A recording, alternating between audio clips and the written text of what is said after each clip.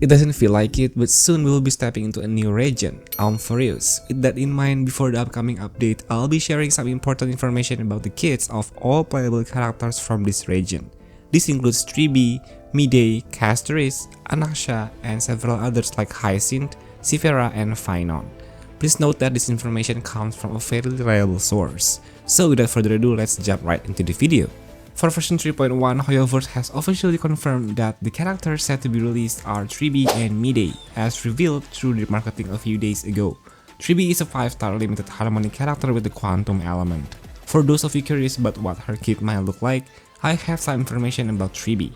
A few days ago, a source mentioned that TRIBBIE is a highly offensive support character and an excellent match for the Herta, as she also has AoE attacks. All her skills scale with HP. Her basic attack is a blaze type attack, hitting up to 3 targets at once. As for her skill, it provides an aura to the entire team, boosting their damage and resistance penetration. While her energy cost is rumored to be around 180, her ultimate is offensive, targeting all enemies. During her ultimate's duration, every enemy hit will receive additional damage every time they are attacked. Although the exact mechanics are still unclear, it's likely this will function similarly to Robin's Concerto state, where she provides additional physical or possibly quantum damage when an ally attacks. TRIBBIE can also trigger follow-up attacks whenever a team member activates their ultimate, thanks to her talent. It's not yet confirmed if the ultimate revert to here must be offensive or attacking enemies, but judging from her kit, which primarily involved AoE attacks and basic attacks resembling Jade's, these aspects suggest that she could become one of the best supports for the Herta. TRIBBIE's traits provide self-support in the form of increasing damage, HP, and energy regen. As for her eidolons, most of them focus on boosting TRIBBIE's personal damage, making her even more impactful as a support unit as well as sub DPS in the team. One of the more trusted informants within the community has also shared a clue in the form of a riddle tied to TRIBBIE's reveal. As you can see, the image includes Yunli, a scepter, and a basketball player. Could it be that Yunli is another of TRIBBIE's base teammates aside from the Herta? This is possible given that Yunli's ultimate can be stacked up to 2 times. More ultimates means more follow-up attacks from TRIBBIE, which translates to a higher number of attacks and a significant boost in overall damage output. The scepter depicted in the image is said to have the following effects. It delivers an AoE attack, dealing a percentage of ice follow-up attack damage, and it also has a 30% chance to crit, and can trigger up to 2 times. However, to activate the scepter, allies must use their ultimates first, which fills the charge by 50. The attack will only trigger once the charge reaches 120. For more details, you can read the full description to understand its mechanics further. As for the basketball player, it might symbolize the type of attack TRIBBIE launched at enemies. The association with dribbling a basketball that continuously bounces suggests her attack could have a bounce effect. The scepter's description mentions that the attack can be repeated twice. Perhaps the first attack is AoE, while subsequent hits bounce between targets. We still don't know yet. Additionally, there is a relic set subtly included in TRIBBIE's image. It's speculated to be a new quantum set called Poet of Morning Collapse, which could potentially be her best in slot set. For characters whose actions are not reliant on turn order, like Yunli or Clara, speed is not really crucial. This makes the relic set a great fit for her. Then again, if we play slow TRIBBIE, then we could not use her to funnel SP for the team, right? What do you think? Can you solve this riddle? Share your thoughts in the comments below. In the second phase of patch 3.1, a new character will make his debut, MYDEI. He is a 5-star limited character with the imaginary element following the path of destruction. Many players are already referring to him as a Blade Pro Max, indicating that he might utilize enhanced basic attacks or skills, feature self-drain and self-healing mechanics, and have damage that scales with HP. In addition to traits similar to Blade, MYDEI's kit appears to incorporate elements from Jinliu. Notably, he is rumored to have a mechanic that reduces the HP of his teammates, likely as a part of his damage amplification. MYDEI is also said to have an incredibly high HP pool, potentially reaching up to 30k. MYDEI's basic attack deals imaginary damage to a single target, scaling with a percentage of his HP. His skill, however, consumes a portion of his HP and allows him to attack 3 targets simultaneously. A unique aspect of MYDEI's kit is his blood pool mechanic, which functions as an additional HP resource. The blood pool fills whenever he takes damage or drains his own HP. When it is fully charged, MYDEI enters an enhanced state, which transforms his skill into powerful attacks. In this enhanced state, MYDEI deals imaginary damage to 3 random enemies, with the damage scaling based on both his HP and the HP stored. While in this state, MYDEI cannot die or take lethal damage, thanks to one of his traces. Upon leaving the enhanced state, he restores his HP and exits the empowered form. Additionally, during this state, MYDEI's blood pool continues to fill when he is attacked, ensuring it doesn't deplete immediately.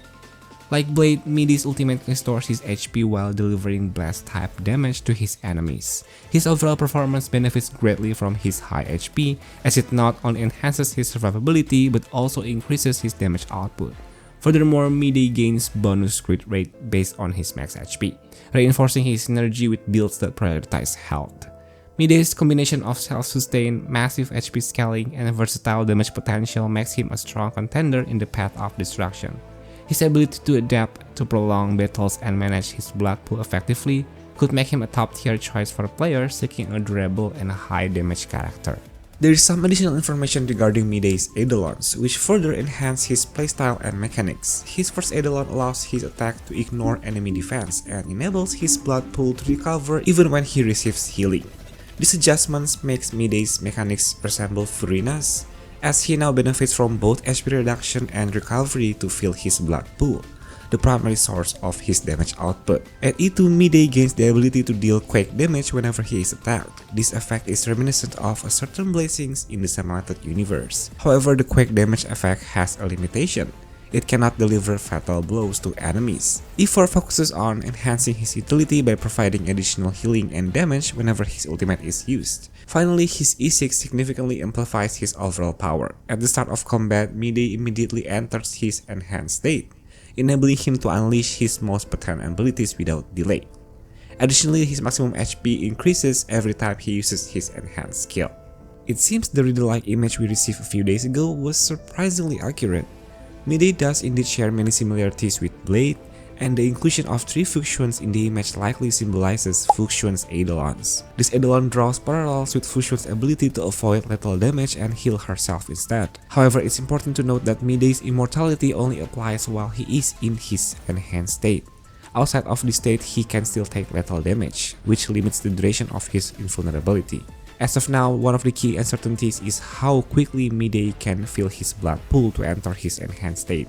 For the upcoming banner in patch 3.2, rumors suggest that CASTORICE and ANAXA will take center stage. CASTORICE is said to be a limited main DPS character with the quantum element, following the path of remembrance. This means she will have a Memo Spirit similar to Aglia and the RMC, which directly participate in battles. Interestingly, her Memo Spirit is rumored to take the form of a dragon, as hinted in the Amphoreus trailer from a few days ago. This relic set is also reportedly tailored for her, emphasizing that speed will not be a crucial stat for her build. This makes Sunday an excellent team option, as he can provide a 100% advance forward to both CASTORICE and her dragon. This synergy ensures that CASTORICE can maintain consistent turns and maximize her damage output. In addition to CASTORICE, the banner will also feature ANAXA, another limited 5-star character. He is said to wield the ice element and follow the path of nihility. Recent leaks suggest that ANAXA possesses abilities reminiscent of Silver Wolf, specifically AoE weakness implant. Beyond this, he can delay enemy turns and reduce their defense, adding a potent debuffing element to his kit. As of now, further details on ANAXA's abilities are scarce, but the potential for him to serve as a versatile debuffer makes him an intriguing addition. What are your thoughts on these upcoming characters? Between the patch 3.3 and 3.4, the banners for PHAINON and CIPHER are also rumored to be released. As of now, it is speculated that PHAINON will follow the path of destruction and be a physical damage dealer, although we still don't know the specifics of his kit. On the other hand, CIPHER is expected to revolve around DOT, or dot, or damage over turn, though it's still unclear whether she will be a DPS or a support character. If this information turns out to be accurate, it will be exciting to see dot mechanics make a comeback in the game. As for HYACINE, there's still no reliable or detailed information available yet, but she is rumored to be a healer or potentially follow the path of abundance. So that's an overview of the kits, elements, and paths of the upcoming Amphoreus characters. Which characters are you most excited to obtain? Feel free to share your thoughts in the comments below. And if you enjoyed this video, don't forget to like and subscribe to Catboloni for more content. And I will see you humans in the next video.